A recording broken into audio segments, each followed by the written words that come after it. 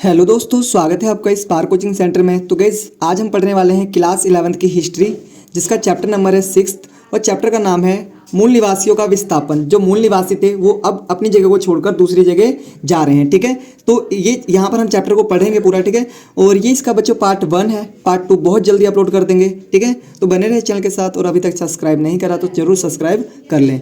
ये मेरा phone number है 8178988103। अगर आपको PDF रिलेटेड या फिर कुछ अदर इश्यूज आ रहे हैं तो आप मुझे इस नंबर पे कॉल कर सकते हैं या फिर आप मुझे व्हाट्सअप कर सकते हैं। ठीक है, और आपकी जो क्वेरी है उसका सॉल्यूशन आपको मिल जाएगा। ठीक है, तो महत्वपूर्ण जानकारी अब हम पढ़ेंगे इसमें महत्वपूर्ण जानकारी। उससे पहले मैं बता दूं, यहाँ पर आपको हिस्ट्री के साथ साथ पॉलिटिकल, जियोग्राफी, हिंदी, इंग्लिश, ठीक है, और आपके जो भी फिजिकल एजुकेशंस वगैरह जो सब्जेक्ट्स हैं उन सभी के नोट्स यहाँ पर प्रोवाइड किए जा रहे हैं और सभी की प्लेलिस्ट बना दी गई है। तो आप प्लेलिस्ट के माध्यम से बहुत अच्छी तरीके से अपनी स्टडी को कंटिन्यू कर सकते हैं। तो आइए स्टार्ट करते हैं आज की वीडियो।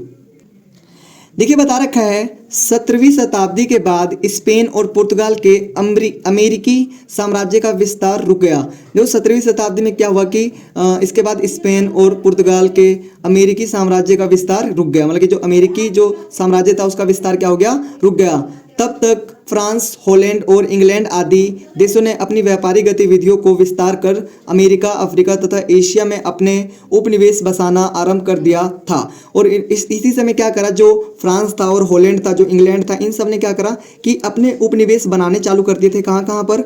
अमेरिका में, ठीक है, अफ्रीका में तथा एशिया में। और वहाँ पर क्या करना है, वहाँ पर व्यापार करना स्टार्ट कर दिया था। ठीक है, ठीक इसी समय यानी कि 17वीं शताब्दी के आसपास ही।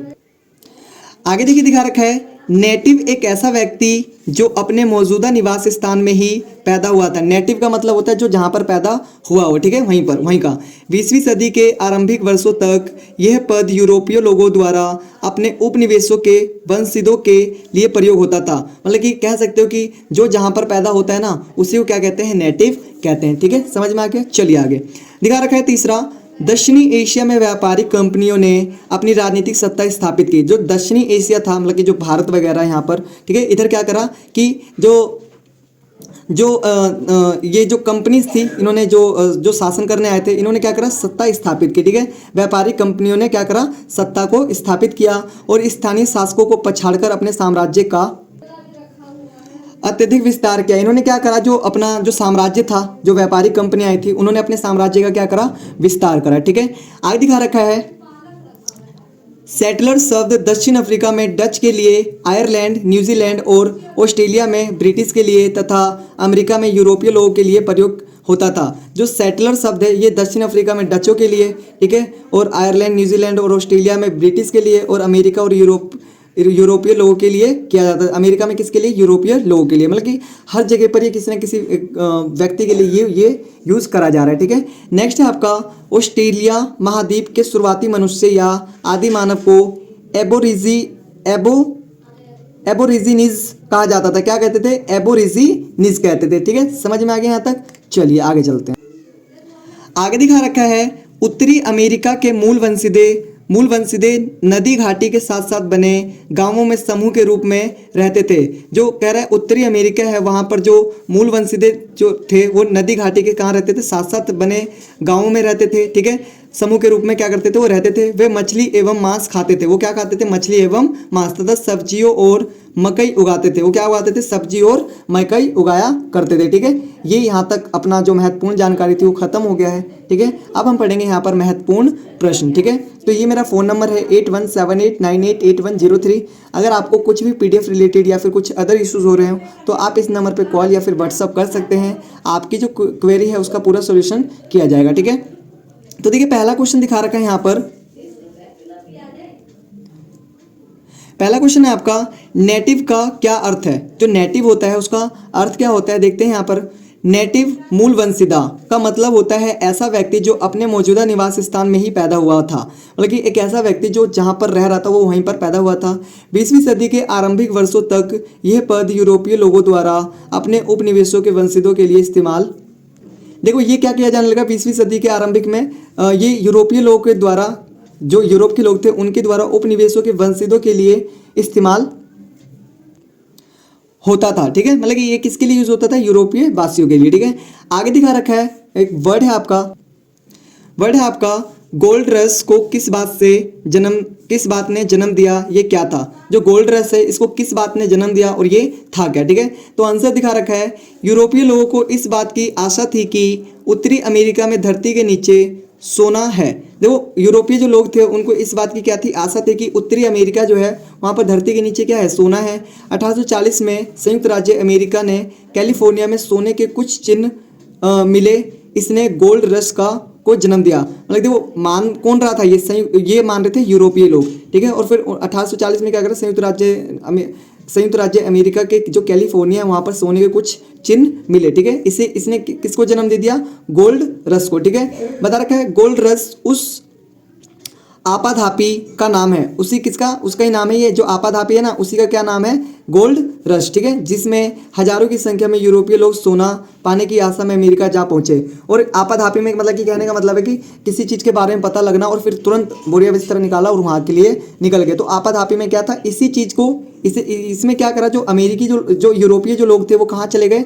वो सीधा अमेरिका जा पहुँचे, ठीक है, हजारों लोग।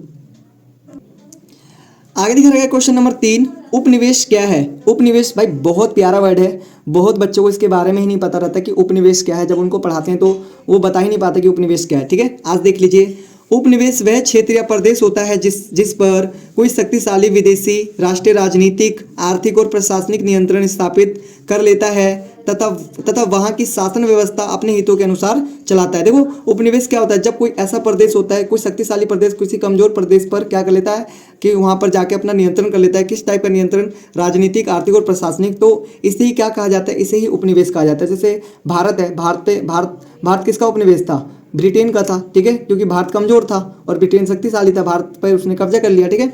आगे दिखा रखा है, उपनिवेश में रहने वाले लोग स्वतंत्र नहीं होते और उन्हें शासक देश के अधीन रहना पड़ता है। देखो जो उपनिवेश में रहने वाले लोग होते हैं वो कभी आज़ाद नहीं माने जाते, क्योंकि उन्हें जो देश वहाँ पर शासन कर रहे हैं ना उनकी बातों को क्या करना पड़ता है, मानना पड़ता है, उनकी बातों में रहना पड़ता है। समझ में आ गया, चलिए क्वेश्चन है चौथा, रेड इंडियंस कौन थे। जो रेड इंडियंस थे वो कौन थे, आइए देखते हैं।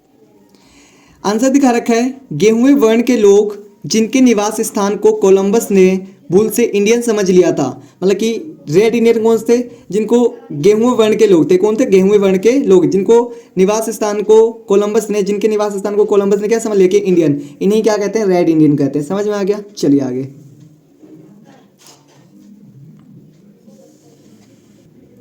बता रखा है क्वेश्चन नंबर 5, चिरोकी कौन थे, उनके साथ क्या अन्याय हो रहा था। जो चिरोकी हैं वो थे कौन और उनके साथ क्या अन्याय हो रहा था, ठीक है। तो आंसर देख लेते हैं। चिरोकी संयुक्त राज्य अमेरिका के एक राज्य जॉर्जिया के मूल निवासी थे। जो चिरोकी थे वो संयुक्त राज्य अमेरिका के क्या थे, एक मूल निवासी थे, ठीक है। वहाँ के जॉर्जिया के क्या थे, मूल निवासी थे। वहाँ के मूल निवासियों में चिरोकी ही ऐसे थे जिन्होंने अंग्रेजी सीखने और अंग्रेजी की जीवन शैली समझने का सबसे अधिक प्रयास किया था। और ये जो चिरोकी लोग थे ना, इन्होंने क्या करा था, सबसे ज़्यादा अंग्रेजी सीखने का और सबसे ज़्यादा समझने का अधिक प्रयास करा था। उन पर राज्य के कानून तो लागू होते थे परंतु उन्हें नागरिक अधिकारों से वंचित होना पड़ता था। उन पर क्या होता था, उन पर राज्य के जो कानून थे वो तो लागू होते थे लेकिन उनको जो नागरिक अधिकार होते थे उनसे वंचित होना पड़ता था। मतलब जैसे नागरिक को अधिकार होते ना, वोट देने का, चुनाव लड़ने का, ये सारे अधिकार उनको नहीं मिलते थे, ठीक है। ये कौन लोग थे, ये थे चिरोकी लोग, ठीक है। उनके साथ यही अन्याय होता, मतलब कि अन्याय क्या हो रहा था इनके साथ कि इनको इन पे कानून तो लागू हो रहा था लेकिन इन व्यक्तियों को उन अधिक जो नागरिक के रूप में अधिकार मिलने चाहिए वो नहीं मिल रहे थे, ठीक है। ये इनके साथ क्या हो रहा था, ये इनके साथ अन्याय हो रहा था। आगे देखिए क्वेश्चन नंबर 6 है, बाम पम बेल्ट क्या है। बाम पम बेल्ट क्या है, आइए देखते हैं आंसर। यह रंगीन सीपियों और शंखों से बनी होती थी। ये किससे बनी होती थी, रंगीन सीपियों से बनी होती थी और शंखों से बनी होती थी, जिसे साथ साथ सिया जाता था। जिसे साथ साथ क्या किया जाता था, सिया जाता था। जब किसी संधि पर सहमति हो जाती थी तो वहाँ के मूल निवासी इसका आदान प्रदान करते थे। और जब किसी देश से संधि हो जाती थी तो क्या करते थे, वहाँ के जो मूल निवासी थे उसका क्या करते थे, आदान प्रदान करते थे। समझ में आ गया, चलिए आगे दिखा रखा है क्वेश्चन नंबर 7वां, संयुक्त राज्य अमेरिका में दास प्रथा के प्रचलन और समाप्ति के कारणों की व्याख्या कीजिए। जो संयुक्त राज्य अमेरिका है उसमें जो दास प्रथा थी उसके प्रचलन और समाप्ति के कारणों की व्याख्या कीजिए, ठीक है। तो गाइस इसका जो आंसर है वो आपको पार्ट 2 में मिलेगा, ठीक है। So you have to wait for part 2। और ये मेरा फ़ोन नंबर है 8178988103।